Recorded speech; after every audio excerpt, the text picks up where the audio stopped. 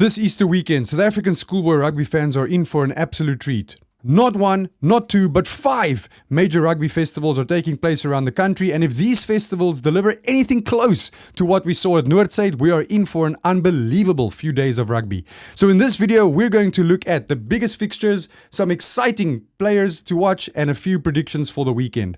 First up is the St. John's Easter Festival, one of the oldest and most prestigious Easter rugby festivals in South Africa. This year, it feels even bigger because 2 international teams are also involved. Westlake Boys High from New Zealand and Nudgee College from Brisbane, Australia. Now, Westlake has produced All Blacks such as Luke McAllister, while Nudgee has produced players such as James O'Connor, which shows there is plenty of talent and rugby tradition at these schools. Now, before we get into the international matches though, there is one local game that really stands out for me, and that is of course the Graeme College against Bishops match. Now, both teams coming to this match unbeaten, and a lot of people are excited about the work that Robbie Fleck has done in his new role as Director of Rugby at Bishops. And Bishops are 4 from 4 so far this season and seem to be finding their old winning ways again. But Graeme are going to have plenty of supporters as well because they have some seriously exciting players. First, there is Luke Doyle, the Craven Week scrum half, who is very lively around the breakdown with a good pass and excellent vision. Then there is SA School Centre Aaron Nelson, who is deceptively quick and very strong with ball in hand. And finally, there is Lekrusha Magau, a player who can produce something special whenever he gets the ball. Now, this is a very tough game to predict, but I thought from what I've seen so far, Graeme really handled a very physical Marlow side very well recently, and with the class that they have out wide, I think if I had to put my money on it, I will back Graeme by around 10 to 15 points for this one. Now, for the international fixtures, there is one, the first one is Monument against Westlake Boys High. Now, Monument were ranked around 28th last year in South Africa, but they are improving very quickly and have very dangerous backs that can hurt any team. Now, Westlake, on the other hand, they are known for playing fast attacking rugby, and they usually move the ball well, play with a lot of confidence, and they are not afraid to attack from deep. They're also known for producing very skillful backs, and they're not scared to mix it up with the forwards. Then there is also the huge clash between Grey College and Nudgee College. Now, Grey finished 3rd in South Africa last year and are unbeaten in 2026 so far, and they have some seriously dangerous players in their squad, including Orion Klein and Lamla Mgadezi. Nudgee, meanwhile, are one of the biggest rugby schools in South Africa, and they have a massive rugby culture, a strong reputation internationally, and they regularly produce professional players. Now, if you want to know more about them, there is even a documentary on YouTube about the Nudgee College rugby school, so you should definitely check it out if you want more information on them. Now, as for the fixtures on day 1, we've talked about the Nudgee and Grey College and Monument Westlake game. Another cracking game that is scheduled for day 1 is the Hilton versus Nelspruit one. Hilton also coming in unbeaten so far this season. Then on day 2, other games to watch out for besides the Graeme and Bishops one is the Monument Kingswood game, and then the Hilton Nudgee should also be a very good game. And the festival concludes on Monday the 6th of April with a couple of under 16 battles, and then Westlake taking on another South African team. Okay, so that is the end of the St. John's Festival. Now moving on to our second festival, which is the Kearsney Easter Festival. For me, the biggest game here is the Westville against Helpmekaar game. This basically puts the 8th ranked team in South Africa against the 12th ranked team in South Africa, and both teams have very similar records so far this season, which could make it a very, very tight contest. Now, the big reason why I'm excited for this one is the quality of players on display. For Westville, for example, there is SA Schools lock Lwandile Mlaba, who is a powerful runner and a hard worker around the field. On Helpmekaar sides, they have Ethan Lawrence in the midfield, who is very solid and reliable. But the player I am most excited to watch is Lux Sonkonono.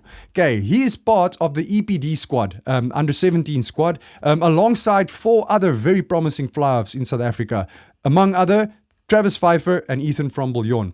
Now, although he is listed as a fly-half, he also plays full back for Westville. So look out for the man with the red scrum cap. He loves running with the ball, has very quick feet and good vision, and he plays with a lot of confidence. Now, the last time I did check, he was still wearing the red scrum cap and scored an absolute cracker against Maritzburg College a few weeks ago. Now, another match worth watching is the DHS against Swartkop match on day 1. Now, don't let the rankings fool you here. DHS, they are ranked 9th, but people should should not underestimate Swartkorp because they looked very impressive at the Noord tournament, especially their scrum off and fly off. On day 2, Westville Helpmekaar, the big game that I just highlighted. And then on day 3, Helpmekaar Frainsby could also be a cracking game. Then, our third festival that we will look at is the Pretoria Boys High Festival, which basically celebrates 125 years since the school was founded. Now, the big match here that caught my attention is the Affies against Grey High School from Port Elizabeth. Now, I have watched both teams play this year, and by the time these two teams meet, Grey will only have played 2 games, while Affies will have played 5. That means Grey could come into this match slightly undercooked, while Affies will be more battle-hardened. Now, Affies were ranked 4th last year and have a very talented squad filled with provincial representatives. They also have an exciting back 3 in Joshua Gous, Tandre Brink, and Kyle van Staden, who scored an absolute cracker against Oakdale last week. Now, what has been slightly concerning for Affies is that their pack has not quite fired on all cylinders yet, especially against Paul Roos and Oakdale, where many people expected them to dominate. Now, Grey should definitely not be underestimated because when I watched them against Hudson Park, I thought that their scrum and line-out technique looked very, very solid, and that could be an area that they target in that Affies game. Now, for Grey, they were ranked 29th last year, and some players to keep an eye on in their team is Noah Mbizi and Kieran Killian. As for Noah, okay, he did not only make 1, he did not make 2, he made 3 massive tackles in the game that I watched against Hudson Park. So he looks defensively very strong. He reads the opposition's plays very well, especially in the midfield. So Affies should definitely be on the lookout for that. And it will be interesting to see if he can contain Joshua Gous. I didn't see too much of Noah with ball in hand, so it will be nice to see what he can do with ball in hand. But his defense is absolutely flawless. And he has definitely put in 3 of the biggest tackles that I've seen so far this season. Then they have Kieran Killian, who is a very reliable center, also a Craven Week player who reads and attacks well, runs smart lines, and gives Grey a lot of stability in the midfield. Now, this for me is another difficult game to predict. These teams don't often play each other, but I think the altitude, the extra match fitness, and the physicality of the Affies pack could potentially make the difference as the game goes on, and therefore I will back Affies by around 15 points in this match. Now, another interesting match to watch at this festival on day 1 is the Jeppe versus Maritzburg College match. Jeppe were ranked 15th last year and have already beaten Garsfontein this season, while Maritzburg College are still searching for their first win, although they were ranked 19th in the country last year.